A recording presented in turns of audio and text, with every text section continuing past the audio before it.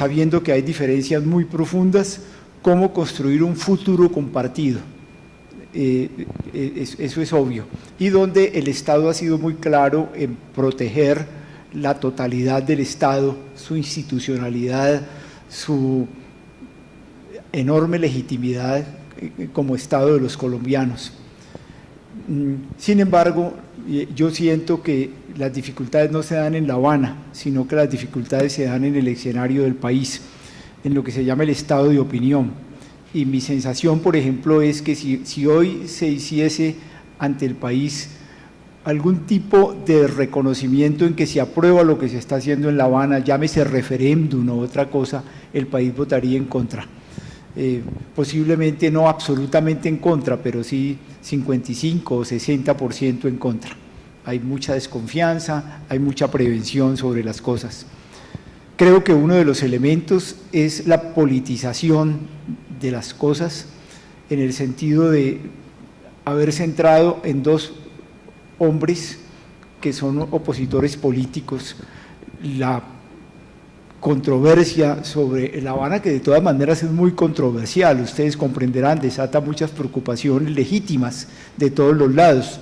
De un lado el presidente Uribe, o el expresidente Uribe, que es un verdadero líder, es un hombre que omnipresente en el país, es un hombre capaz de movilizar al país en muchas formas, y del otro lado el presidente Santos, que su virtud, a mi juicio, es el haberse jugado todo su capital político por la paz, pero entre los dos hay una fractura total de la confianza, y es evidente que los uribistas son más uribistas que Uribe y los santistas son más santistas que Santos. Entonces se ha creado todo este señalamiento, rechazo, tuiteo tremendo de unos con otros, una animadversión impresionante, y la caricatura de que Santos es el chavismo, ustedes comprenderán la oligarquía bogotana del chavista, y que Uribe es el fascismo, y que es eso es absolutamente desproporcionado, pero eso nos ha hecho mucho daño. Por otra parte, pues es cierto que en el trasfondo de todo esto, ustedes lo saben, en el banco hay problemas de inequidad muy profundas. Este es uno de los países más inequitativos del mundo, y también hay un problema muy grande de exclusión. Habiendo vivido en los territorios del sur de Bolívar, del sur del Cesar, del Magdalena Medio, pues una de las cosas que uno vive más profundamente es la exclusión política. Desafortunadamente, en estos territorios la posibilidad de participar en política está muy cerrada. Yo les confieso que yo viví el programa del Magdalena Medio en una época en que tuvimos muchos recursos, estaban bajo mi responsabilidad. Estoy hablando pues de unos 150 mil millones de pesos, que es más o menos lo que manejamos ahí, y yo tenía que protegerlos contra dos cosas: contra los guerrilleros y los paramilitares de un lado, y contra los políticos locales del otro lado. Pero los políticos locales son un aparato, desafortunadamente. Ustedes saben que hoy en día la mitad del Consejo de Barrancabermeja está en la cárcel. Es decir, los políticos locales son un aparato que se autorreproduce, y se autorreproduce con la corrupción.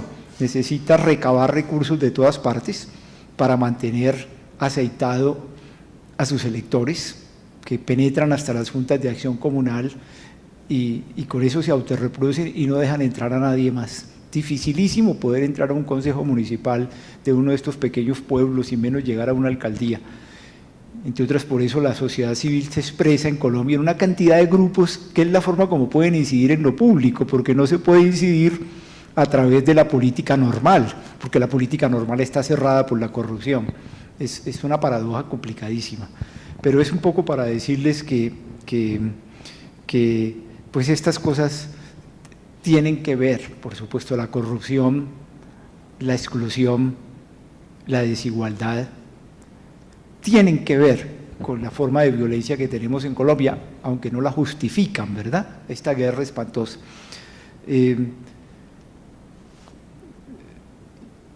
En medio de todo eso, a mí me ha impresionado mucho la actitud de las víctimas que han estado viniendo a La Habana. Yo pertenezco al grupo que selecciona a las víctimas que van a La Habana y que las acompaña, y me ha llamado mucho la atención, en primer lugar, cómo se unen las víctimas. En ningún momento, siendo que unas son víctimas de la guerrilla y las otras son víctimas de los paramilitares, y uno podría pensar que son víctimas de los paramilitares los que aparentemente podrían ser vinculados a la guerrilla y a la inversa. Sin embargo, ha habido una unión en el dolor humano muy profundo y una voz repetida de todas las víctimas de por favor paren esta guerra, párenla de todas partes. Alan Jara diciendo yo no pido que a la gente que me tuvo a mí 7 años y 7 meses en jaulas, en 12 jaulas distintas, la lleven a la cárcel. ¿Eso para qué? Yo lo que pido es que nunca vuelva a haber secuestros en el país.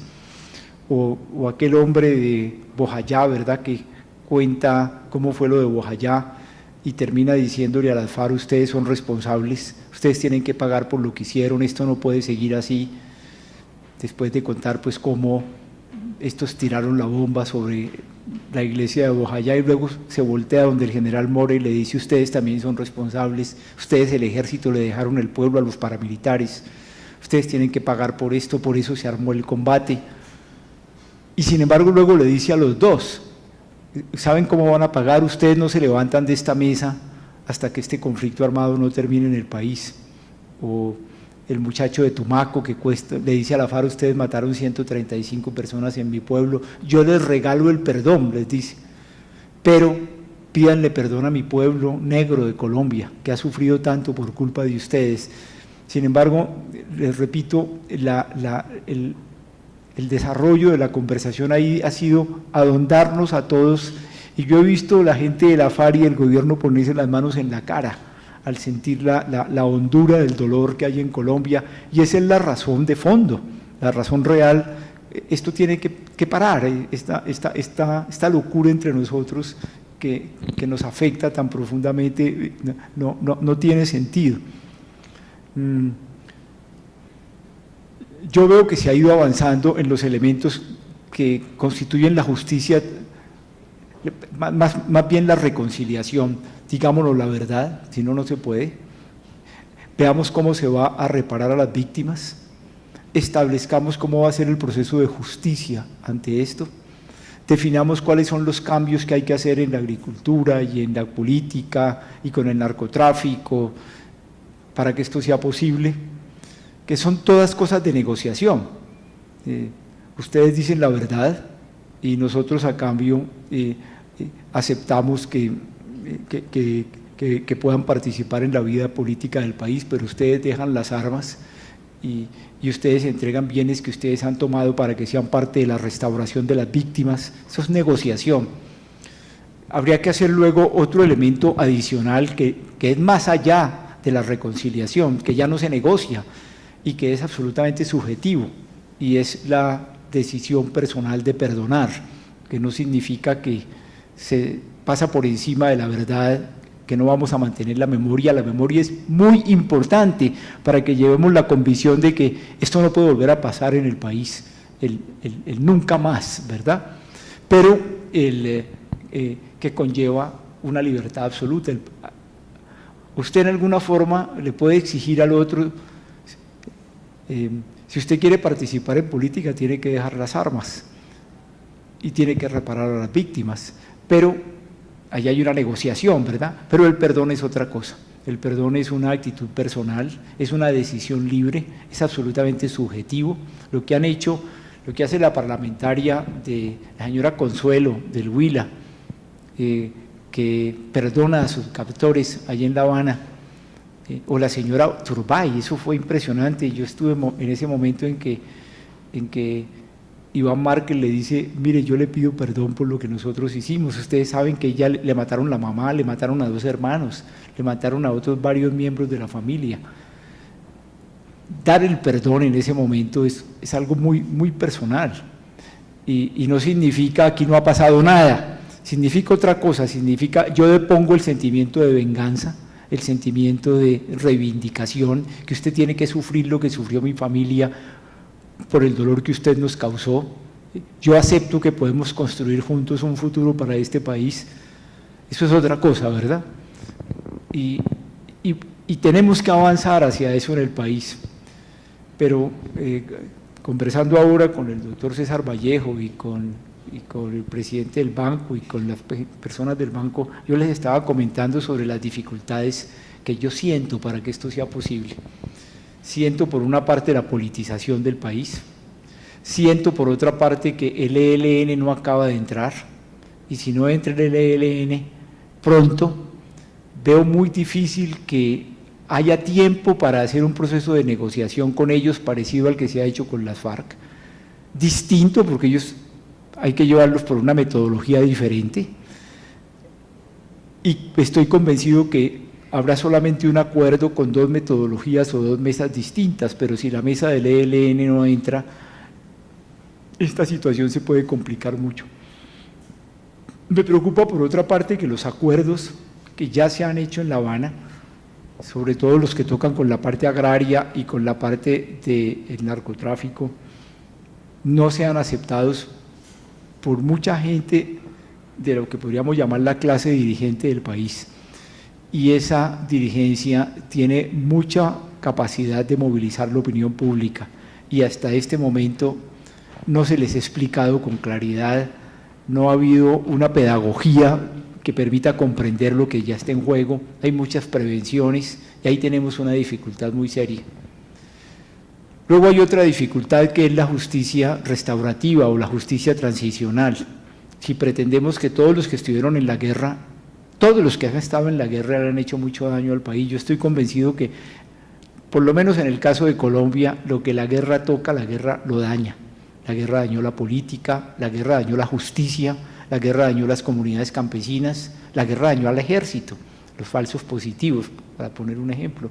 Pero, por supuesto, la guerra entorpeció a la guerrilla y al paramilitarismo.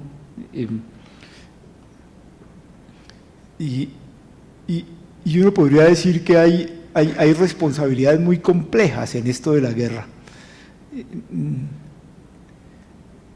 En alguna forma todos hemos sido responsables por lo que hemos hecho y por lo que hemos dejado de hacer, cuando nos planteamos el dolor humano que se ha creado en el país por la barbarie de este conflicto. ¿Qué hacer? Si insistimos en que la gente se tiene que ir a la cárcel, los que estuvieron en la guerra, pues muy seguramente no vamos a encontrar una solución. Y muy posiblemente tenemos que entrar en procesos de justicia restaurativa o justicia transicional. Esto no se puede quedar impune y tiene que haber formas de pagar los costos que se causaron, y por supuesto hay unos que son mucho más responsables, pero tendríamos que tener muchísima imaginación. Sin embargo, en el país, muy amable, sí, te agradezco mucho, en el país hay mucha dificultad a aceptar algún tipo de justicia que no sea la justicia penal, que por supuesto es una justicia punitiva, un poco para dejar una lección ante la sociedad, pero que no siempre en estos casos nos produce resultados positivos. No sé si me explico, es decir, ahora por ejemplo van a salir los paramilitares que han estado en la cárcel después de 8 años de cárcel, hombres como Julián Bolívar, con más de 700 asesinatos. ¿Le habrá servido la cárcel para algo? ¿Me comprenden eso? Pero en fin, lo que quiero decir es, esa justicia restaurativa o transicional es muy rechazada en el país en términos generales, y este es uno de los puntos importantes en el proceso. Otro punto difícil es la actitud de los militares.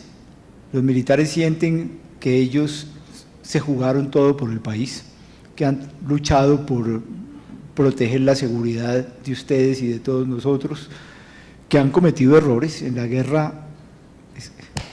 Es que en la guerra es inevitable no cometer errores, la guerra es así, usted entra en un combate y en los alrededores de un combate y usted mata o lo matan, usted no se puede poner y usted no puede hacerse muchas preguntas sobre si un campesino que está ahí es o no aliado de la guerrilla, usted tiene que proceder, y entonces eso y sobre todo en una guerra como la colombiana, ellos reconocen eso, pero dicen, si para la guerrilla va a haber una solución, ¿por qué no también para nosotros, verdad? ¿Por qué tenemos nosotros? Ustedes saben que hoy en día tenemos a 15.000 militares que han sido sacados de las filas por errores, y 3.000 de ellos están en la cárcel, en este escenario de los falsos positivos. Tenemos que encontrarle un camino al ejército, que es también complicado desde el punto de vista económico. El país este año está entre 25 y 26 billones de pesos en presupuesto militar, y eso supone la vida de las familias de los que están en torno a los militares de Colombia, y con todo derecho se preguntan, ¿y qué va a ser de nosotros? Personalmente, yo soñaría con un país que no tenga que tener 500.000 hombres en armas, sino 50.000. Creo que sería lo normal. Pero, ¿y entonces qué va a pasar con nosotros, verdad?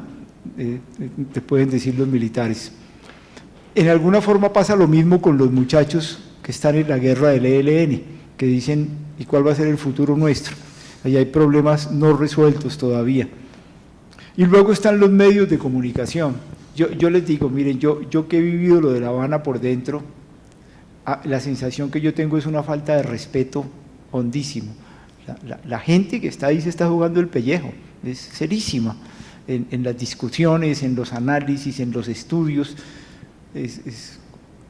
Pocos lugares hay hoy en día en Colombia donde se esté estudiando tan a fondo el país, de los dos lados.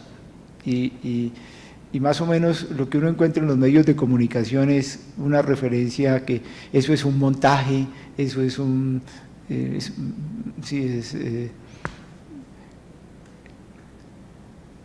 y me queda una última cosa que también es cierta, eso que en el país se llama, uno la llamaría no la derecha ni la extrema derecha, sino la extrema extrema, la que mató a la Unión Patriótica. Que son personas que están diciendo, deje que vengan los que están en La Habana, que arreglen eso si quieren, aquí los esperamos y sabemos cómo arreglarlos. Por eso me pareció muy valioso que ayer el embajador de Francia y el embajador de Holanda le dieran el Premio Nacional de Derechos Humanos a la Unión Patriótica, porque eso es una forma de decir, no más, esto no puede pasar más en Colombia, que cojan a 1.500 hombres de un partido político y los matemos y no pasa nada, ¿verdad? Ahora, para terminar, eso a mí me deja con una preocupación muy honda, y es esta. Yo pienso que tenemos, para que este acuerdo pueda darse en La Habana y sea aprobado por Colombia, tenemos 21 meses. Si uno quita las semanas de vacaciones, tenemos 70 semanas, que es la unidad de tiempo en estos procesos sociales, que es muy poco tiempo para todo lo que hay por delante. Y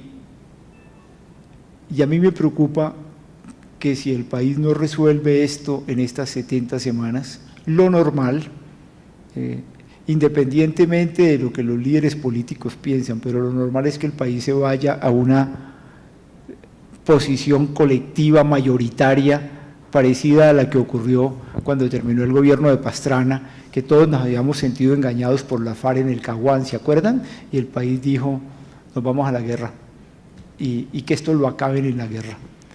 Y creo que será una victimización mucho más profunda de la que tenemos ahora. Cuando ocurrió esta decisión al final del gobierno de Pastrana, lo que ocurrió fue que las masacres se elevaron y la victimización del país se profundizó muy hondamente.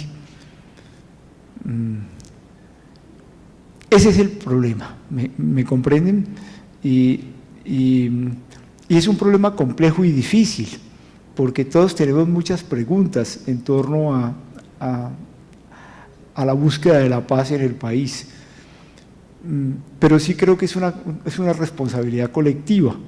Yo, por ejemplo, pienso que las 62 capitulaciones que le presentó ¿cómo se llama? El partido de Uribe, el Centro Democrático al gobierno. A mí me gustaron, créanme. El gobierno le hizo una mala recepción porque sintió como que le movían el tapete. A mí me parece eso importantísimo porque te dicen las dificultades, ¿me comprenden? Y me parece que mucho mejor es tomarlo con el sentido de decir, venga y analicemos cada uno de esos puntos. Si se están planteando es porque algo tienen de hueso esas frutas, debajo de eso hay algo, y ahí hay un problema por resolver. Pero sí siento que esto tenemos que confrontarlo juntos y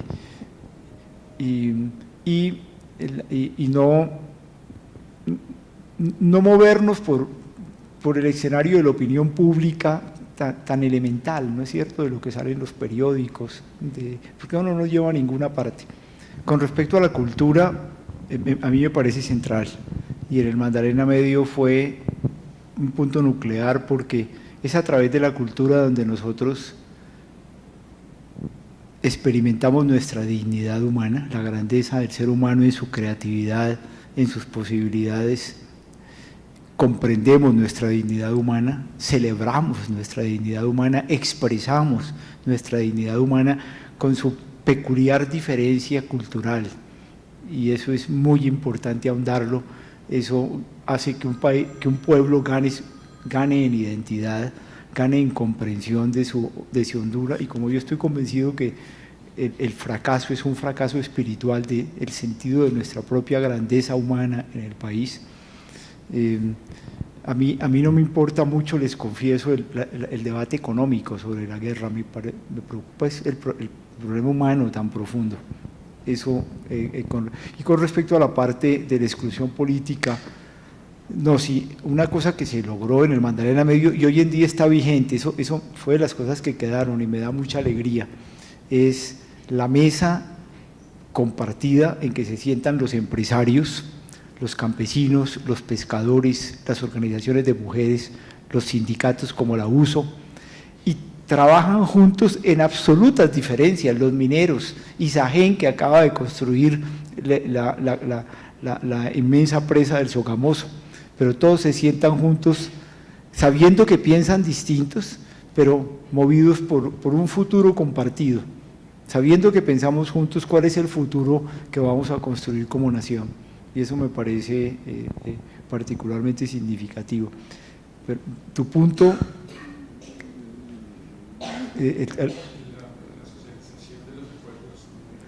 Sí, yo estoy de acuerdo contigo en eso.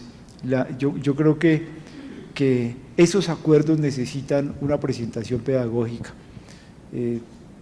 Miren, por ejemplo, el acuerdo rural es un acuerdo,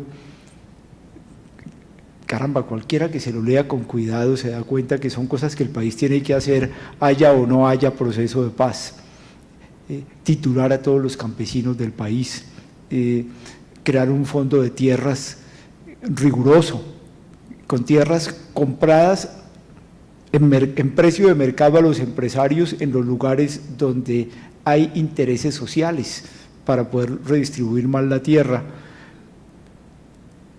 tomadas por un replanteamiento del ordenamiento forestal, incorporadas al mundo campesino cuando haya que hacer judicialización a través de jueces o por decisiones administrativas. Eso está muy bien establecido allí.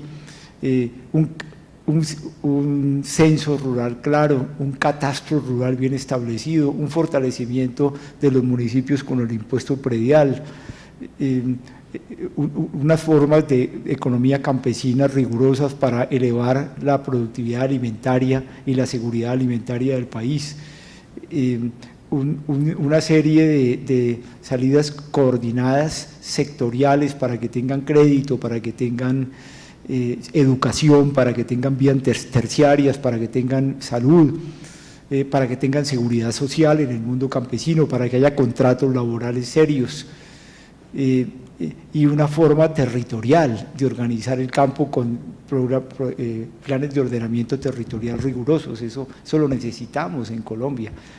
y mucha de la reacción viene porque eso no se ha estudiado con cuidado. Y lo que tú dices del perdón me hace pensar en lo que Guillermo Hoyos nos planteó tantas veces, ¿verdad?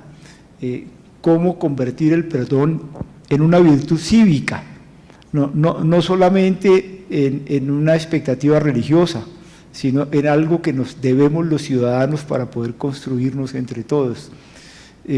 Cómo aceptar como virtud cívica en el perdón que hay momentos en que tenemos que perdonarnos lo imperdonable, porque es más importante que los hijos de ustedes y que los nietos de ustedes no crezcan con animadversiones y con pasiones de venganzas venidos desde arriba, que entonces no hacemos nada, ellos no participaron en lo que nosotros hicimos, y evidentemente esto requiere una pedagogía continua, y en eso sí el país está muy corto. Yo sí creo que tenemos que ser muy inteligentes, entender que es normal, es la política real, es normal que Santos ponga su futuro político es normal, eso somos los seres humanos, en mostrar que él logró la paz del país. A su vez eso enreda completamente todo, porque para muchos en el país ese liderazgo de Santos, pues no creemos en ese liderazgo de Santos, hay muchas cosas que no nos satisfacen, que no nos dejan tranquilos, ¿verdad? Y también es normal que Uribe tenga otra concepción de país y que esté dispuesto a mostrar que el camino no es el camino de Santos y que se la juegue todo para que el asunto de Santos no funcione. Eso es normal. Y tenemos que ser muy inteligentes para comprender eso. Pero yo sí quisiera que hiciéramos un esfuerzo todos para ayudar a comprender que lo que se está jugando en La Habana y luego con el ELN y lo que vamos a tener que hacer también con las BACRIM y con los paramilitares, lo que se está jugando no es ni el éxito político de Santos, ni el futuro político de Uribe, ni el futuro de las FARC, ni el futuro del ELN. Lo que está en juego es el que nosotros podamos vivir como seres humanos. Eso es lo que está en juego. Y eso es una causa muchísimo más grande y que nos debe ayudar a pensar en términos muchísimo más creativos y generosos y mayores, no dejarnos implicar en estas contingencias políticas, ¿verdad?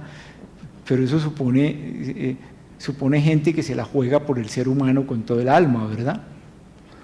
Bien, me tengo que ir. Muchas gracias por haber venido.